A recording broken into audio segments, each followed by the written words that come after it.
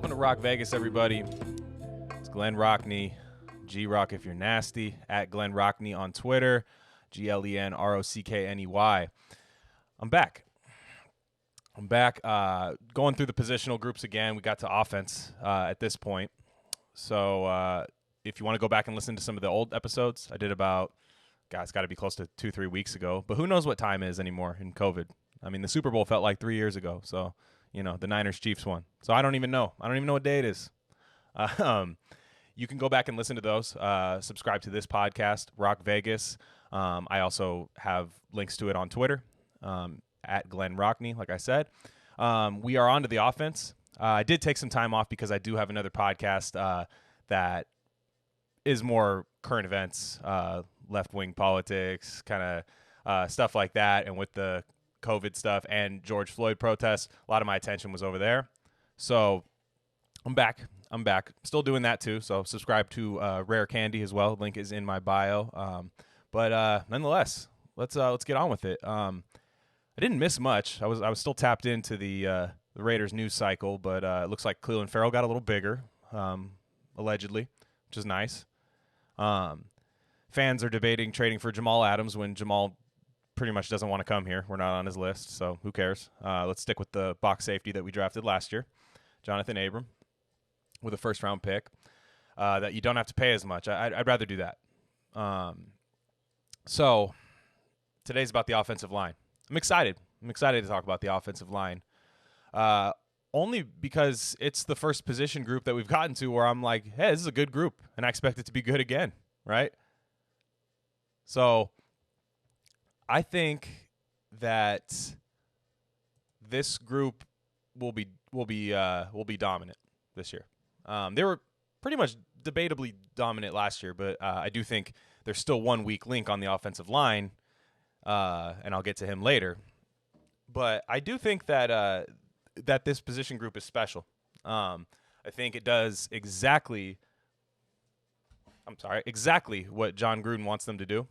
They want to be bigger and stronger than the defensive line that they're blocking and the linebackers, and they want to run power. I know the Raiders do a mixture of power and zone, but I think this offensive line's built for the power. And it's really interior. I mean, the interior of the offensive line, it's tough to find a better one. Maybe Dallas. Maybe, but I don't know. So let's get to it. Last year, the Raiders' offensive line was lauded. I mean, people forget how bad it was in 2018. Like, it was great in 2016, not good in 2017, and there are a lot of reasons it was not good in 2017. A lot of it, I think, was off the field, too. A lot of it involved social concerns, right, like the kneeling and stuff. And just the fact that team just, I don't know. They didn't get it done. I mean, that team, that was the most hyped Raider season, even more hyped than this year. And it didn't seem nobody seemed to want to like really do anything on offense that year. It was so frustrating. So last year, there were a lot of people. I was looking at preseason rankings, including myself, where they were like, this offensive line stinks, right? The Raiders' offensive line. Hudson's getting older. Gabe Jackson's coming off an injury. Richie Incognito, you kidding me? He's coming back? No chance he's good. A lot of that stuff was coming. I had my doubts too. Trent Brown, they were thinking, hey, coming off of a Super Bowl season with New England, you're going to pay him top dollar. Is he going to be good? And Kolton Miller had a horrible rookie season. There's no way around it. It was a terrible rookie season. So a lot of people were saying they're still bottom of the league, even with signing Trent Brown and all that. I got to say, I thought they did a tremendous job last year. Great job keeping Carr upright, even though Carr does get rid of the ball fast. He helps himself do that a little bit. And did a great job opening stuff up for Josh Jacobs. And Josh Jacobs doesn't need a lot of help. He's actually top in almost every metric in broken tackles and like yards after contact and stuff. He's incredible. So didn't need much, right? But I thought the depth shined last year too. Denzel Good. Jordan Davey coming in for Incognito, Gabe Jackson, and even when Rodney Hudson was hurt, I thought Andre James was serviceable. Not great. There were a couple snaps where I held my breath, but it wasn't like you guys remember, I know this is a long snapper, but I was at the game, and I believe it was Dennis Allen's first game as a coach. I think it was the first year where it's like we don't have Al anymore. Maybe we're just going to be good all of a sudden. Al's gone, and the long snap. I want to say John Kondo was hurt. I think he got like a concussion on punt team like the first series, and then they didn't have a backup long snapper, and it was the most fucking mortifying thing I had seen. It's like, wow, we can't even give the ball to the other team properly. And that was what I was expecting when Andre James came in, just from a center to quarterback exchange type thing. And I thought Andre James did a nice job. So the depth shine last year. I thought it was really good. It's a veteran group. It's a little old, a little long in the teeth, but still very good. So let's just go through it one by one. And then later I'm going to go compare them to the 2016 offensive line. 2016 Raiders offensive line. Sorry, I'm going to get it queued up, folks. I'm not prepared. A little rusty. Hey, took a little time off from this podcast. So let's okay, cool. We're set to go. So we are going to start at right tackle. Trent Brown. He's a starter. Big problem with him is staying healthy. That's it. I think he's a beast, especially in pass protection. Good in the run. I wouldn't say great in the run, but good in the run, above average at that. But in pass pro, it's not many that are better, in my opinion. It was great. He came from kind of a similar thing where Brady got rid of the ball fast, but the few times he needed to hold it, right, in New England, he held up, right? It was incredible in that Super Bowl against Dante Fowler, was it? Yeah, he was incredible in that Super Bowl. And last year, too. Raiders don't take a lot of deep shots, but Trent Brown held up, right? And he was playing hurt. Like, worse than Jacobs. Like, he was playing hurt, I think. And that maybe not worse than Jacobs. Jacobs was playing with a fucking half a shoulder after he damn near killed a guy in Green Bay. But Trent Brown is a mainstay. I just need him to stay healthy. And it's tough. He's so big. It's tough to stay healthy when you're that big. Like, that tall, I mean, right? It's tough to do. It's easy to get rolled up on. Offensive line, you could do everything right, and have some guy just fall on you on your ankle, and that's it, right? And I think that's what happened. Was it in the Chicago game that Trent Brown got hurt, or was it in Minnesota? Maybe it was Minnesota. Yeah, that's right, because Trent couldn't play against Chicago. Yeah, so I think it was the Minnesota game he got hurt, and he toughed through it. I really, really liked it. I remember when they signed him, I kind of think I was like, damn, that's a lot of money. And the ex-New England thing is always a bit weird. Nobody's ever that good once they leave. But he's been great. He's been great. Right tackle, we're set. Behind him is David Sharp. And it's debatable, too, because you might have some guys that play a little swing, like Sam Young and Brandon Parker. But David Sharp. I thought David Sharp did a nice job in that Chicago game. Not great. I mean, there's definitely, you notice, right? You notice that what's his name? Trent Brown's not out there. You notice it. It's not it's tough not to, because Trent Brown is like an absolute mountain, a redwood tree. Like, he's huge. And but David Sharp, I remember when they drafted him. It must have been 4 or 5 years ago now, but he wasn't he like blind? I think he was blind in one eye or something. I was like, that's cool. That's awesome. We drafted it's blind, but I don't know. I think it's been fine. Every time he's played it, it's been okay. It's kind of like Andre James, where I expected. Most teams don't have a good backup for any position at the O-line. It's really hard to find depth on the offensive line, and I think the Raiders have as good as anyone. I mean, I think you could put Dallas in, I would say Philly, but Philly just lost Brandon Brooks. So, like, their depth is already being used. So Trent Brown, David Sharp, and then they say Denzel Good as the third right tackle. But if we're getting to that point, it's either going to be Brandon Parker or Sam Young, and the game's not looking too good at that point. So, but again, you're down to your third tackle. You take what you get. You got what's coming to you. It's just an unfortunate circumstance. Right guard, Gabe Jackson. A lot of talk about him this offseason. Should he have been moved? And a lot of people thought we were going to get like a third rounder or like fourth rounder for him. I never saw that. I thought it would have been like a day 3 pick or a pick swap or something just to get his money off of there. I'm glad they kept him now. I definitely wanted to try to make a move, maybe to pick up another day 3 pick. It's been well documented. I won't complain about it anymore about how the worst part about this draft, this 2020 draft for the Raiders, was just not having enough day 3 picks, especially with you see the guys we got on day 3. Good players, in my opinion. and the guys that were still available, like Bradley Anaye and guys like that that were drafted in the 6th round and stuff. That would have been nice. But nonetheless, they kept Gabe Jackson, and right now I'm glad we did. You have the starting offensive line returning in a offseason where you're not going to get traditional practice time. So again, this is the whole theme of this offseason is no excuses for Derek Carr, no excuses for John Gruden. No excuses. Sidebar, for those of you that like, and I consider myself these people too, where you think Gruden's on like a really good progression, there are a lot of coaches who have got it done faster. You know what I mean? Made the turnaround faster. Now, I think there was more to work with, and Gruden definitely dug himself a hole early as far as getting rid of the talent, but Sean Payton won right away in New Orleans. Guys like that.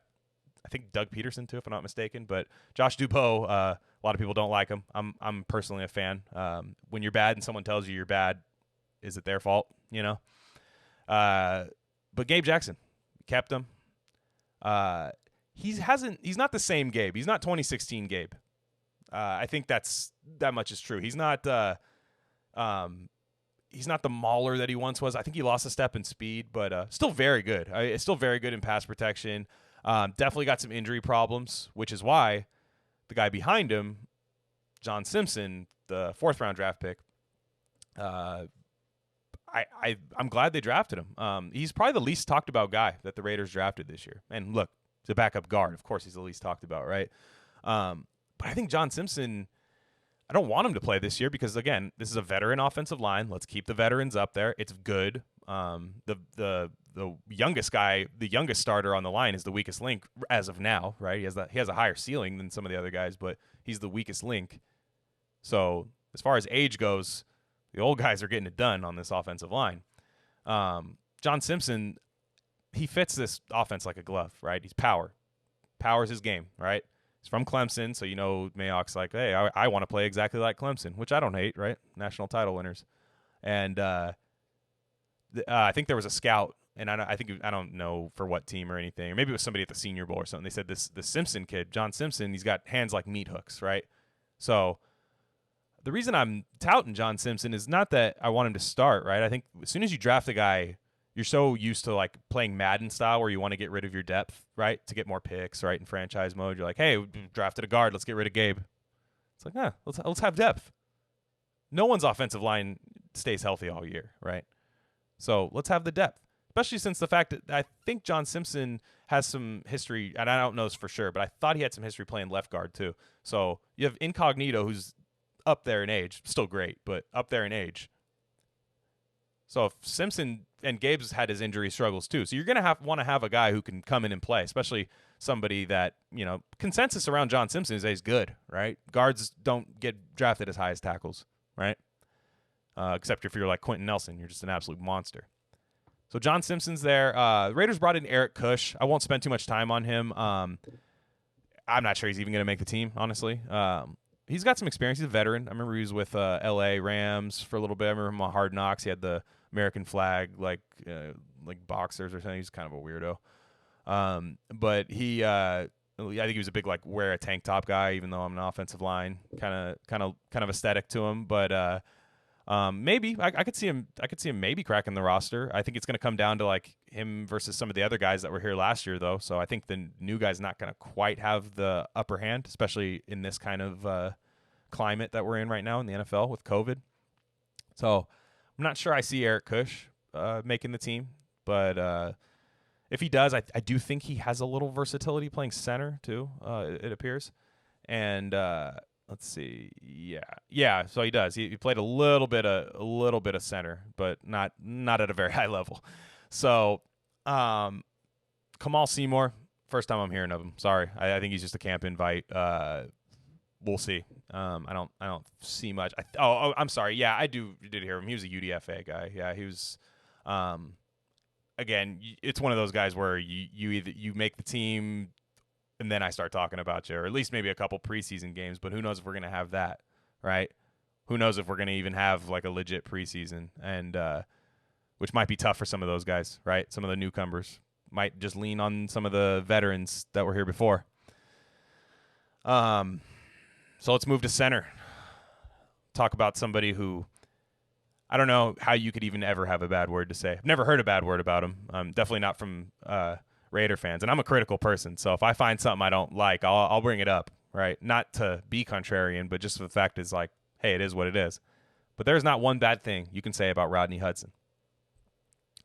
Rodney Hudson, I'd have to look back, take a deep look at it, but in terms of free agency, is there a better signing by the Raiders in free agent? And maybe there's some signing, like maybe, some of the guys in the 70s that were like first round picks, or I don't even know how Plunkett got to the team, but maybe not. But at least in the last 10 years, not that there's a lot of, good ones to pick from, but Rodney Hudson has just been a godsend to this team.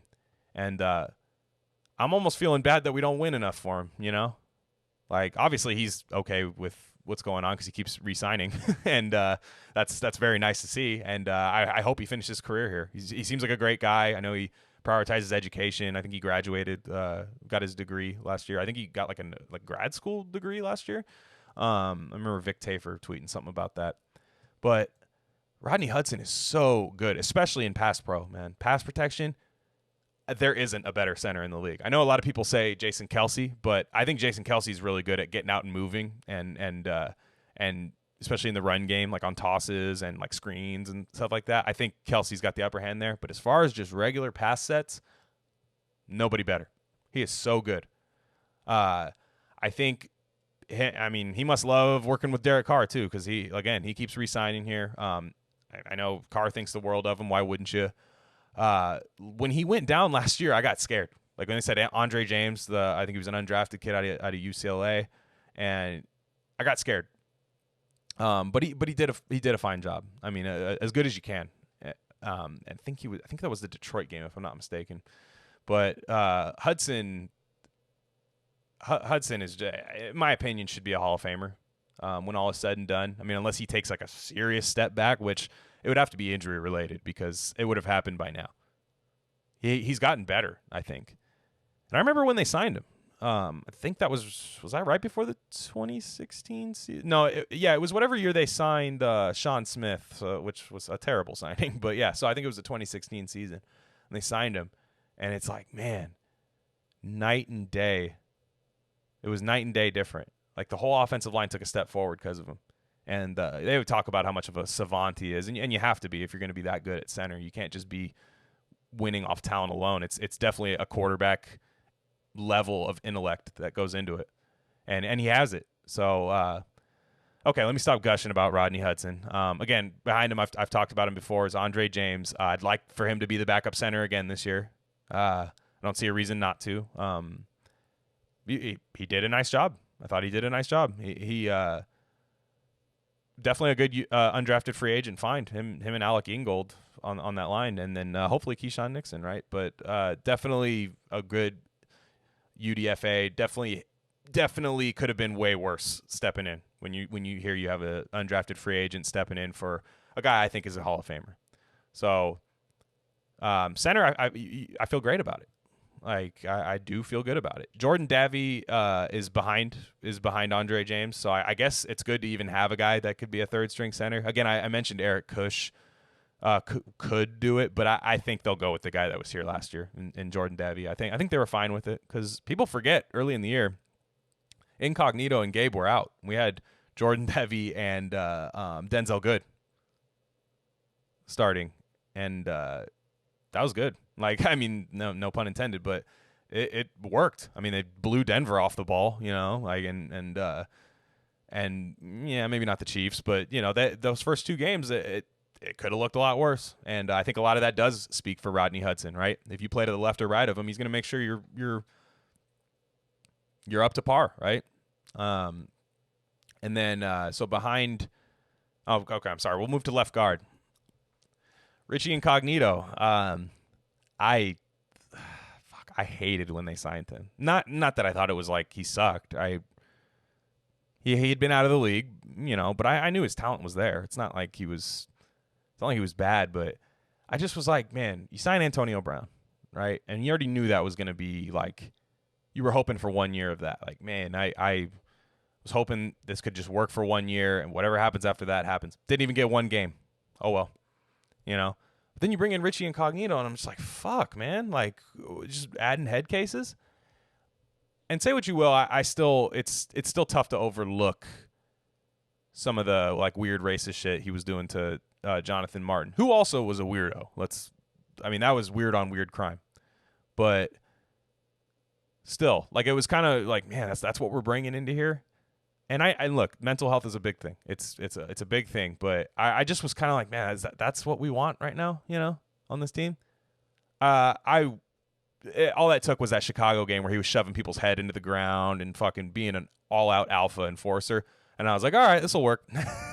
Like, he's been great. Like, he's been unbelievable. Even better than like what I thought his talent level was at this point after taking a year off, because he was great with Buffalo last, I believe. But Richie's been awesome. Again, I think John Simpson, whoever leaves first out of Gabe and Richie, or whatever happens, gets injured or ends up leaving. Richie got a new contract, but even that contract's not like a long-term one.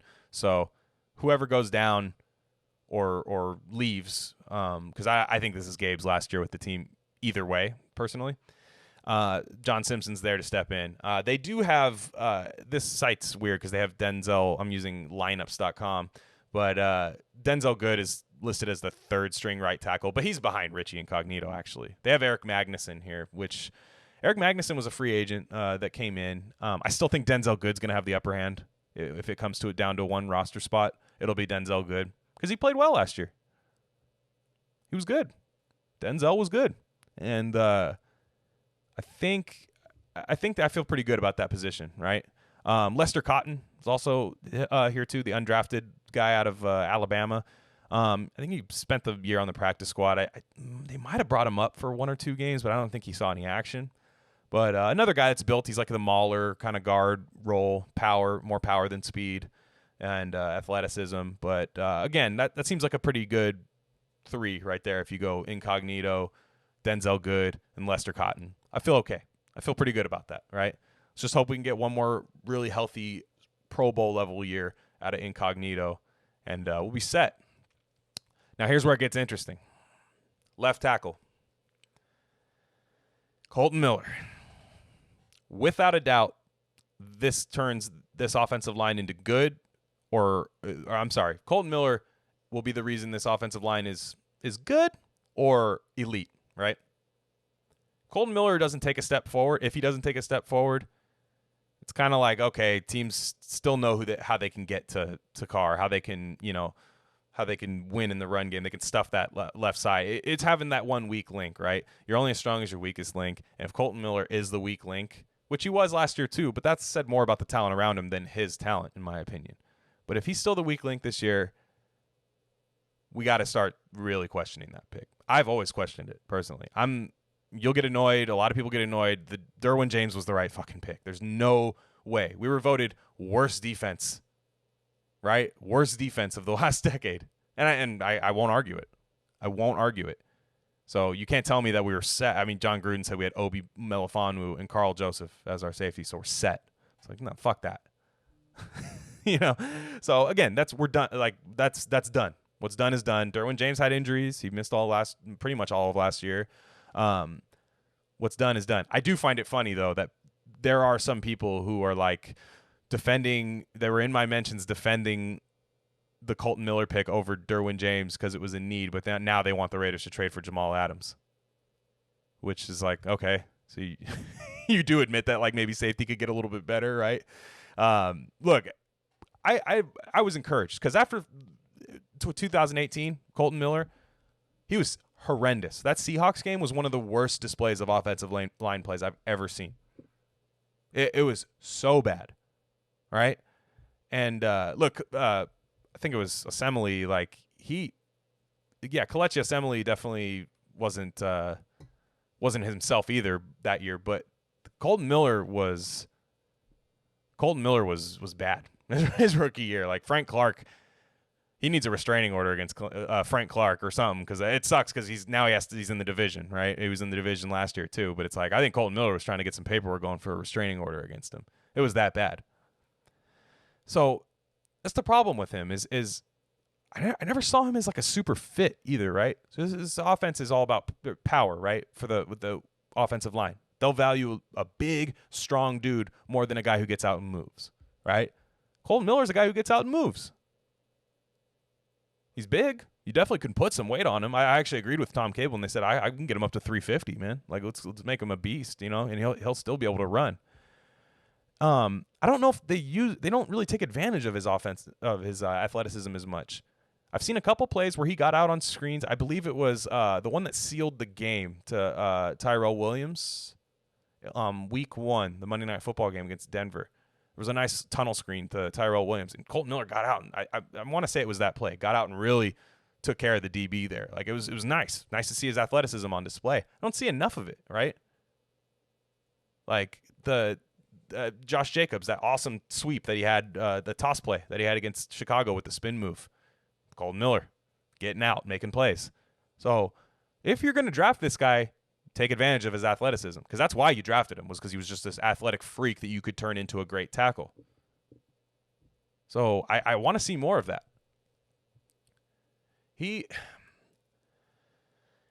There's something to be said. He took a step forward last year. He took a step forward. But it not to say it wasn't enough, right? Because it went from bad to like, okay, there's something there. But I don't think he went from bad to good, like some people are saying. Like, oh, he was good last year. He wasn't. He wasn't good. I still saw him get beat. Like, I still saw him struggle with speed, struggle with power.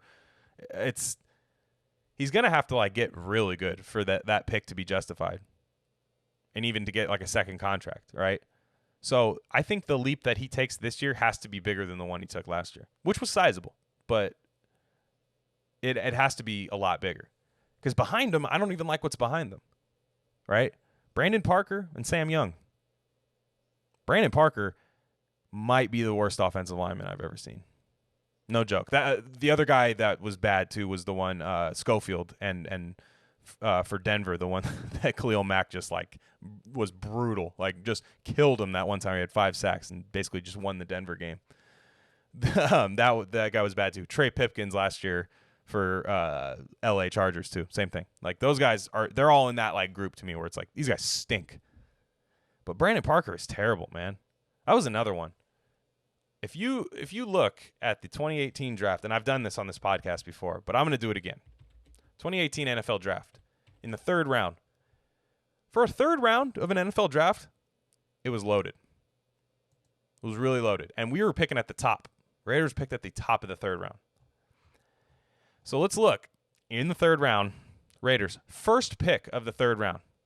And I believe they traded up, which love that. Love trading up for a guy that sucks. Brandon Parker. So also picked in there. Houston Texans take Justin Reed. Pretty solid safety. Pretty good. Would have helped. Fred Warner. Great coverage linebacker for the Niners. You imagine Fred Warner on this team last year? That transforms the defense, right? Having a coverage linebacker, not named, that's not like Tahir Whitehead. Other guy, okay, maybe it wasn't as loaded as I thought, but like, Michael Gallup. Okay, there's a good one. Orlando Brown, the guy you should have drafted. Orlando Brown got shit on for not being able to like bench press, but he's been a beast for Baltimore. He's been a beast. So it's like you knew they were looking tackle there. With Orlando Brown still on the board, I think they got scared of this guy can't lift anything. Everybody's got to be strong. But it's like, okay, you also drafted, you drafted Brandon Parker, who basically just got his ass kicked at the Senior Bowl the entire time. And then, Gruden's like, yeah, that's my guy. So, yeah, I don't know. I mean, even like the Rams, Joseph Noteboom, pretty good. Like better, plays tackle for the Rams. He's better than Brandon Parker. Man, I'm looking. That's about it. Harrison Phillips, really good too. Like there were guys there. Like it sucks. It really sucks. That might have been the one that really killed the Raiders, because there were guys in there that could have helped. If you drafted Orlando Brown and Kolton Miller, we'd be having some talks right now. I don't even know if you'd sign Trent Brown at that point, right? Then you start really thinking about stuff like it's okay. We got our left tackle, our developmental left tackle, first rounder, and then we have Orlando Brown. Who knew that he was this good, right? Like even though his tape was great, he just didn't work out that well. So Brandon Parker is still like a shit stain, left from that first Gruden season. It sucks. It's a skid mark that it doesn't quite wash out in the underwear, and you're like, fuck it, ball out, putting it on. It's all good. We're still gonna rock with it. Hey, somebody comments on it, it's like, fuck, what were you gonna do? It's the third round.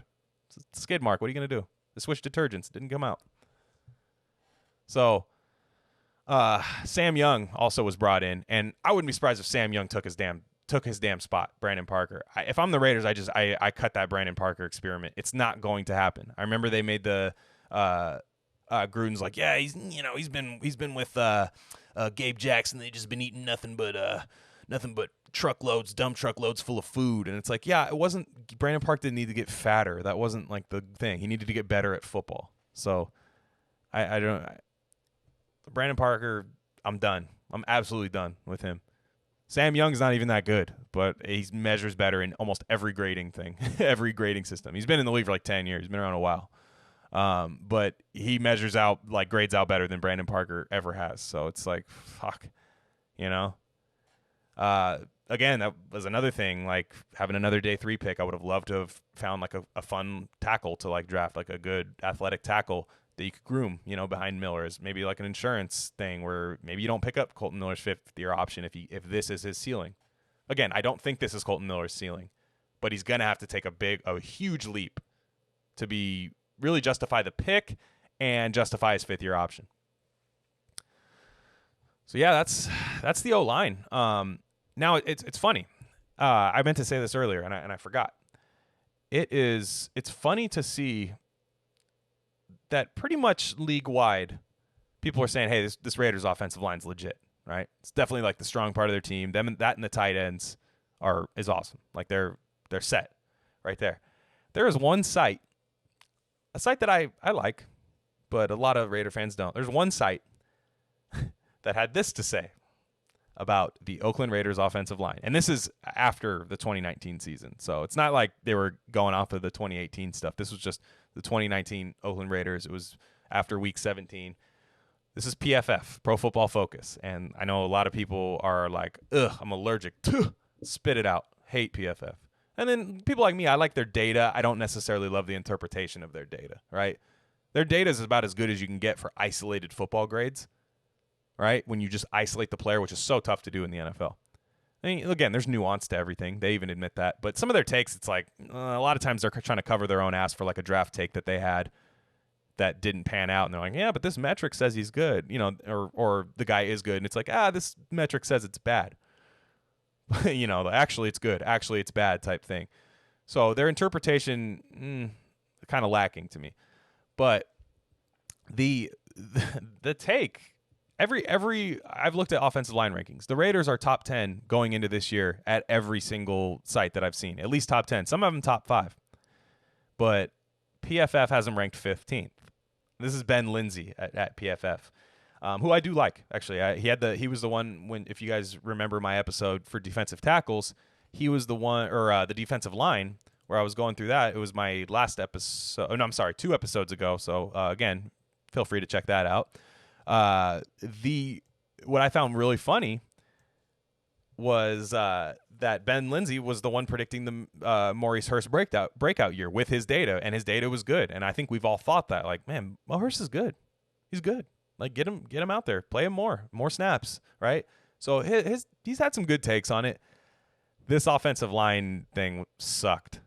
Like, it was terrible.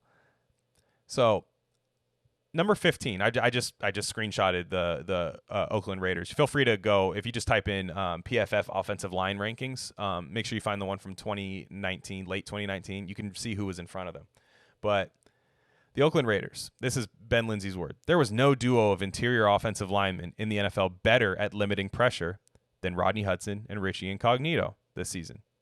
Hudson allowed just 3 pressures in 509 passing block snaps in 2019, while Incognito allowed only 9 pressures in 414 snaps. Out of those 12 combined pressures, only 1 was a sack, and 1 was a quarterback hit, with 10 other being just hurries. Okay, so why are they number 15, right? It sounded great. On the outside, Kolton Miller improved significantly on his rookie season, but his overall grade of 64.9 still ranked just 23rd among 37 qualifying left tackles. I think that's a fair assessment of Kolton Miller. I just don't know how that brings you down to fucking number 15 in the league, right? And that doesn't make any sense to me.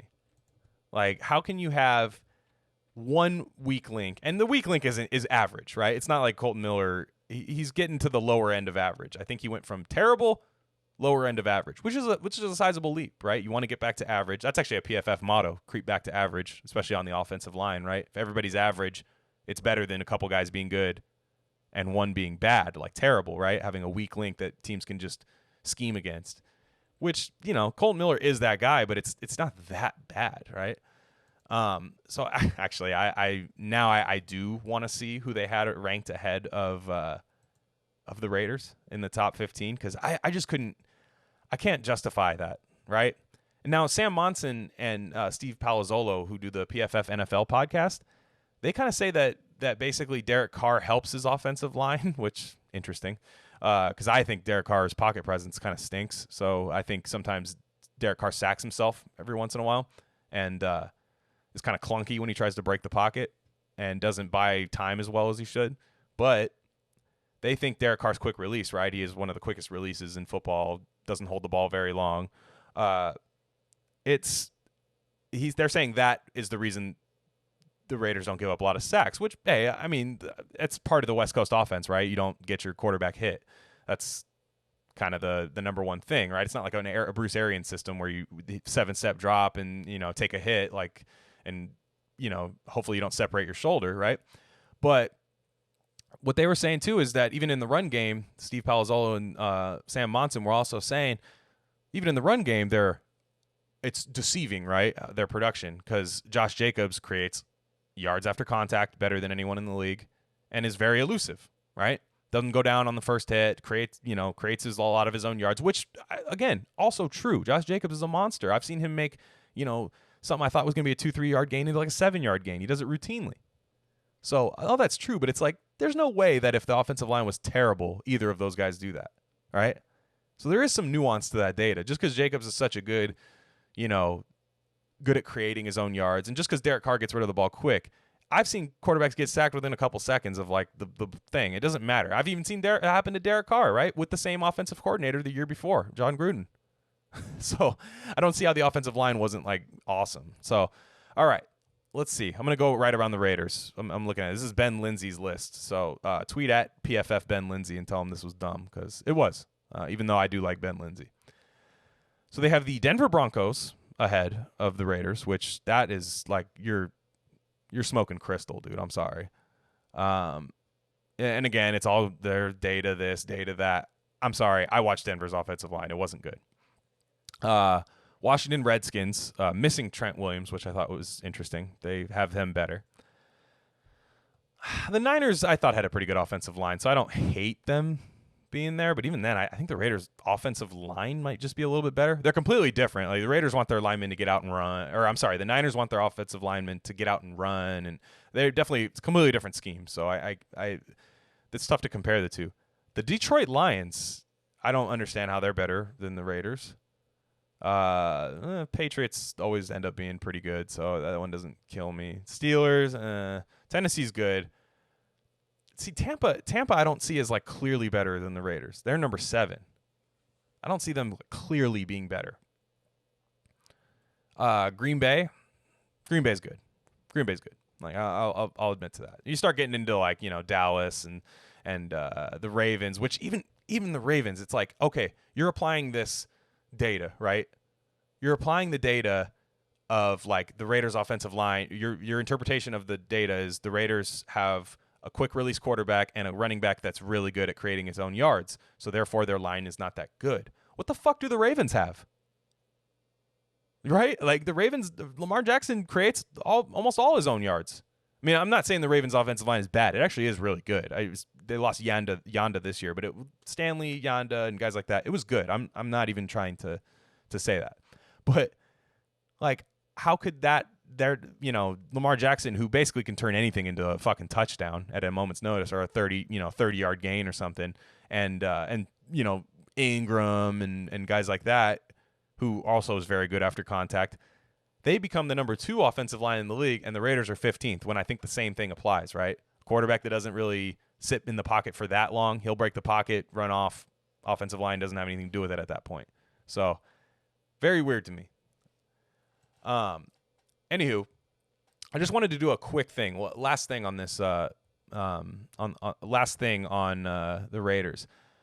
The offensive line, excuse me. So, what do you think? Which line do you think is better? Offensive line, 2016 or 2020? I think it's interesting, right? Like I think it's close. I think people are saying now is better, right? Like I think people are saying that this line is better, and I think it's recency bias. The only reason I think that 2016 might have been better was that I people forget how good Donald Penn was, man. He was just so unfortunate that the one play he just fell on was the play that basically ruined the 2016 season. So, but Donald Penn was really good, that left tackle.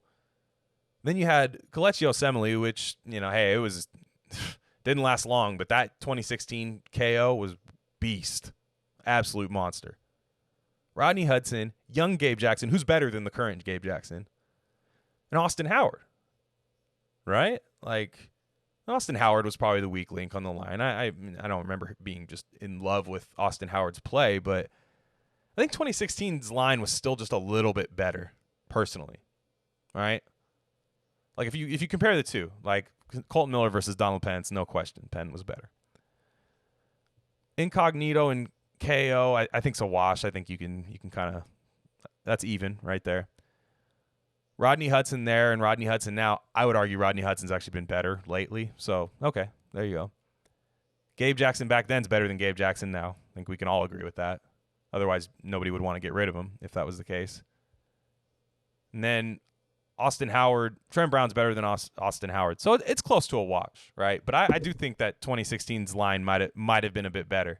But it's fun to compare, right? I've seen people say that, But again, I think now with the wide receivers being there, and I mean Josh Jacobs is also better than Latavius Murray. It's not even a question, right? You want to talk about a guy who didn't create yards? Latavius Murray was really good if you drove, if the offensive line was like a snowplow, right, and left like it just blew everybody off the ball. Latavius Murray could run in a straight line. But the minute he had to change directions, it was like going from like 70 miles an hour to like a creeping, 2 miles an hour over a speed bump. That was like his acceleration. Now Jacobs is a monster. So I think you'll get better results out of this offensive line because I think this team is better, right? Definitely defensively. I think on paper, this team is better than 2016 talent-wise.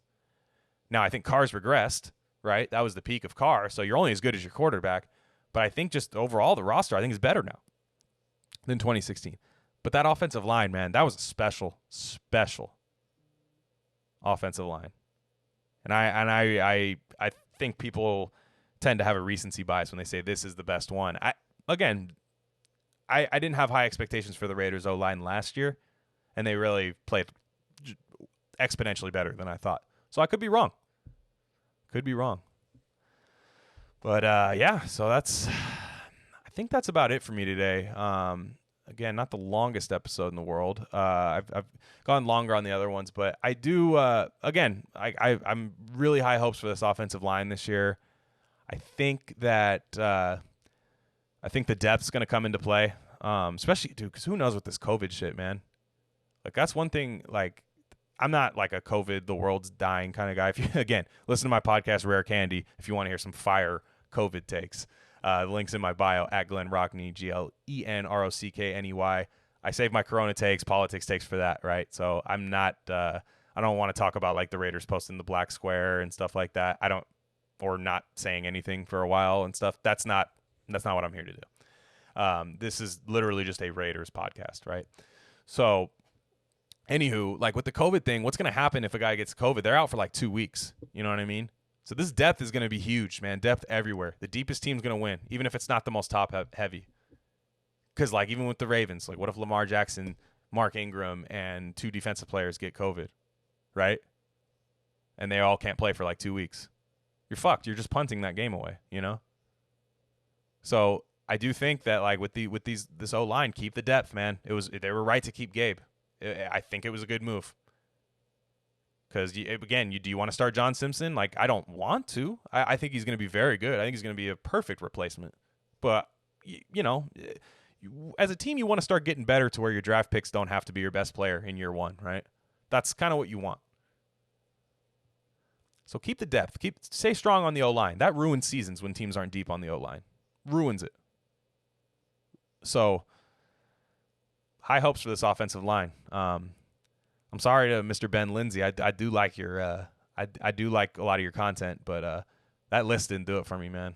And maybe I'm just being biased, but it just seemed kind of weird that, like, that data didn't really that data applied to the Ravens but not the Raiders, a team that creates their own yards pretty easily without offensive line help.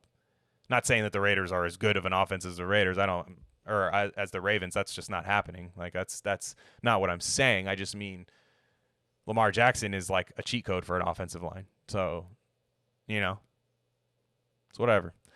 But anywho, like I said, follow me on Twitter at Glen Rockney. Subscribe to this podcast. I will have it uploaded within an hour of recording this. I know it's a Saturday. I know you're supposed to save stuff for the week, but who cares, man? Nobody's even working right now. So everybody stay safe. And, again, talk shit to me on Twitter. I love it. I love when people argue with me, especially about football. It's better than arguing about politics. So, all right, that's it for me, guys.